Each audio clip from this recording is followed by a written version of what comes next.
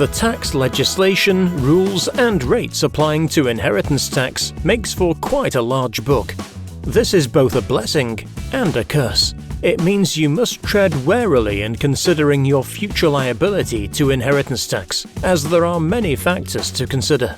And it is easy to make mistakes and end up paying more tax rather than less. But conversely, it also means you have many opportunities to reduce your future tax liability. And this starts with making sure you are using all the possible exemptions that are suitable for your circumstances and position.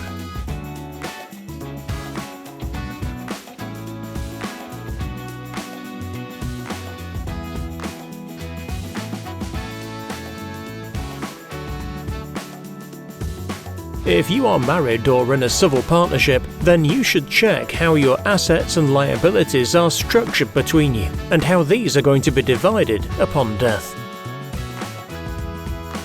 You should ensure your will is up to date and correctly worded to support your wishes.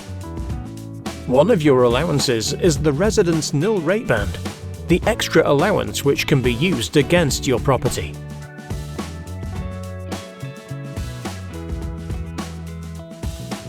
But this is riddled with complexity.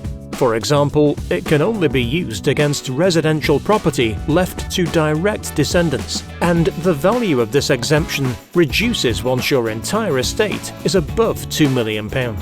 So, in some cases, this allowance is easily lost, and for a couple, if it is completely lost, an extra £140,000 of inheritance tax would be payable, based on the current value of this allowance and the current tax rate.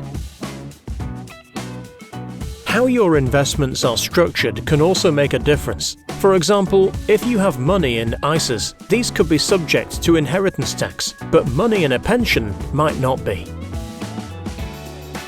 Similarly, if you use investments that are subject to business relief, then these can become exempt from inheritance tax once held for just 2 years. The answer to utilizing available exemptions favorably is to get advice and have an effective plan. There is much that can be done to effectively bring down an inheritance tax liability.